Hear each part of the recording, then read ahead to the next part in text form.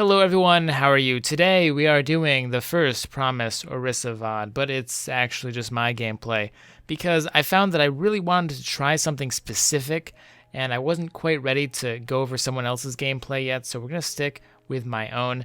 And in this gameplay, remember when I went over Orisa in my original video, if you haven't checked it out yet, I said that she probably looked like more of a support than that frontline tank that I guess she's supposed to be, that anchor tank. So now I do space out a little bit. I should be up top, but still that's not going to really affect too much. The real problem, so we got our Reinhardt picked off pretty early and they are down here below. I know that, but now there's a diva up here. And so here's the first, well, the one and only really big weakness with Orisa is that she's very weak to dive compositions. Pretty much anything that's not just two teams, you know, like, oh, here are these guys, we're good, here are the good guys, and then, you know, here are the bad guys, and anything besides this, and then this is your shield, and this is their shield, and you're just fighting at each other. Anything besides that, Orisa has trouble with. And we're going to see it pretty clearly here. Now, my team kind of gets rolled over, but it's no real excuse. I don't actually accomplish much. I send the ball out, it gets 3, but it doesn't really accomplish too much, and we're going to get into how the ball isn't really that useful as a proactive tool a little bit later, but my barrier didn't wind up doing much. They just dove right through it. I can't do much myself as Orisa. The gun isn't that great up close against diving enemies, so in general, Orisa's basically hard countered with this playstyle, with the anchor tank sort of playstyle, when Orisa is your main tank, maybe along, even with a Reinhardt, Orisa herself gets hard countered by dive. And even though a Reinhardt died early on, it didn't change the fact, yeah, maybe it was an unwinnable fight, but it didn't change the fact that I didn't have much of an impact. And I reviewed that clip a few times, several times, and I couldn't find anything I could have done to really have helped the situation any better, because Orisa is just very limited in that regard. Once you put your shield down and they dive past it, you have nothing. You can peel a little bit with your right click, but we're going to see it here again. Remember, they're playing pretty hard dive. Diva, Winston, Genji, Zenyatta, and again, the Winston comes in. Now my right click's down, so I can't peel, but basically, I can't really do anything. Reinhardt's really good against dive.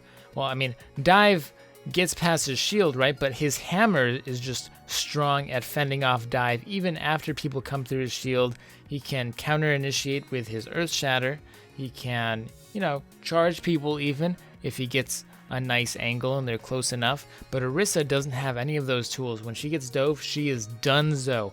Absolutely gone. So using Orisa as an anchor tank has that problem. But we're going to see a few other problems too. Remember, I'm playing this game specifically to try to be that frontline anchor tanky tank right next to our Reinhardt. Now, ideally the Reinhardt stands behind my shield, but it's okay. There though, we're gonna look at that one more time, because this I think is the best use.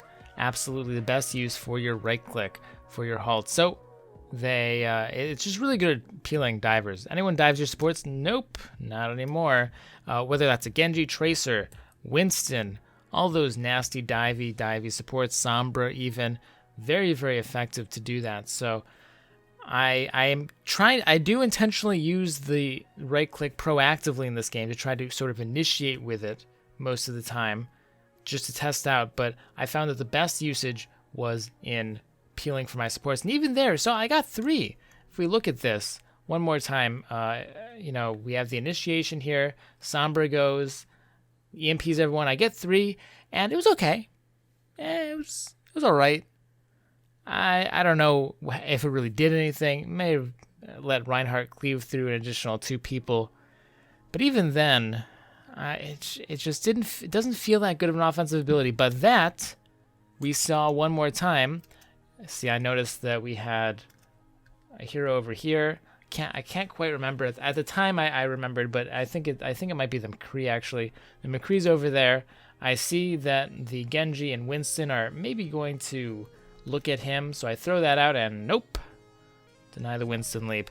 And those were the 2 times really this match that I wound up using the orb like that, and both times they just went absolutely fantastic. Again, I tried to use it on the Genji, but the Genji the net code, his dash has priority, so he wound up dashing out of it. But you can see there again how it would have been very useful for taking the Genji off of our Zenyatta if I'd just been a split second faster. Now, after this game, I did a lot of aim training, sat down for about an hour with Orisa against like Anabots, against some human friends who acted like training bots for me, and just to make sure that it wasn't my aim that was bad.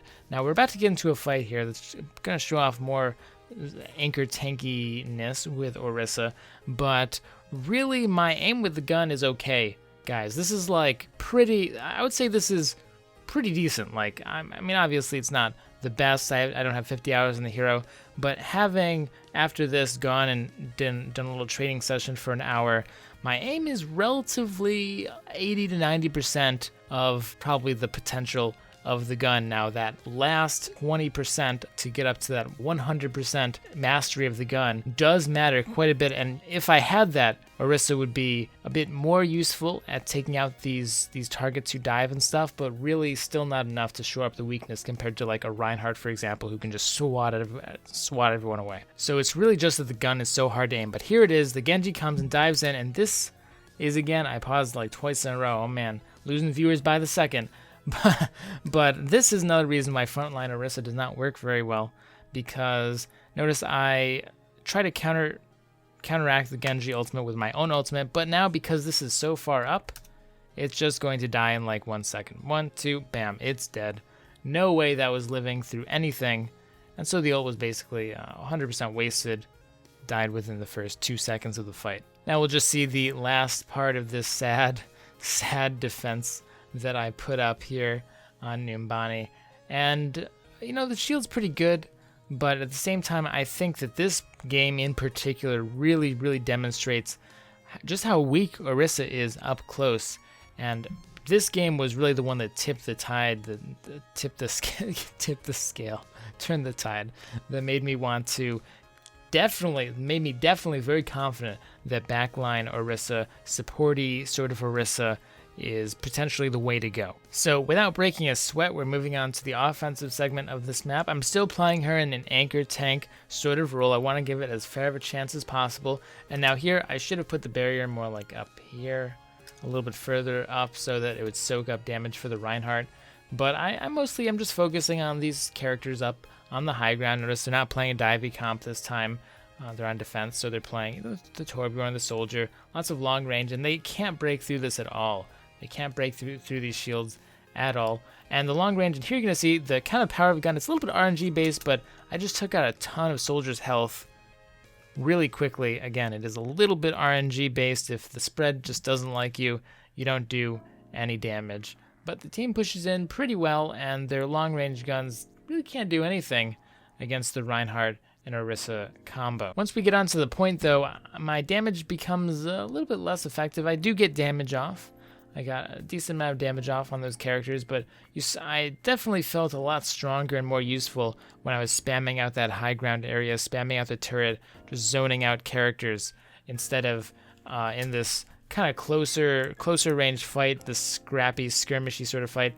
Orisa really does not do much damage in that case. And her shield isn't even the best either, because unlike a Reinhardt, you can't back up. If they push you, if you have to step back even a little bit and they push up even a little bit, suddenly your shield is completely useless. But here I do go for another proactive green orb, halt as they call it over at Blizzard, and it was okay. That was one of the probably the most effective one I've had so far.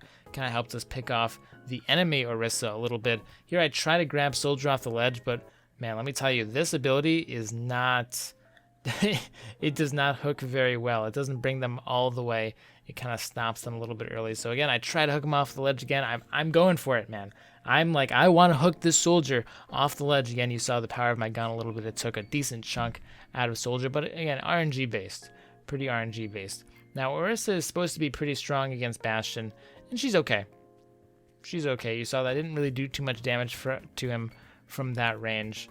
He had healing and stuff, but still, I go down to the Sombra, and that's something else I kind of want to review. If we look at that one more time, the Sombra dives in on me, and I don't have any abilities right now, so I can't halt her. I can't do anything like that. and she just wrecks me. Like, there's nothing I can do. And now I did an okay chunk to her. I did 75%, but I just got wrecked by a Sombra, brutally wrecked. And you don't normally get wrecked by a Sombra with most other characters. But put my ult down. Now her ultimate is fantastic. It's like straight up OP out of the books. The ultimate charge got nerfed probably for good reason, because whenever you put that thing down, oh my gosh, you just win. But it can't die though. That's the key. That's the key. If you're too far up, it just dies. If they have a Genji, he kills it so easily. If they have a Tracer, if they have anything, they kill it so easily. 200 health stationary object takes like maybe 1 second for any flanker to kill. Genji, Tracer, Reaper. And even in these PTR games where people, they're not maybe focusing as much on the game, they're not as organized, whatever, people were killing my ultimate they were really on him.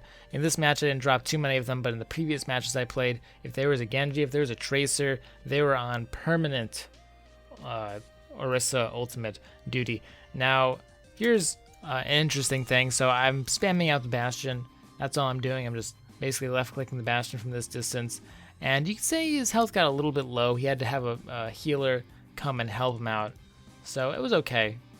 But with Ana out of the picture now, she only does 60 damage with her sniper rifle.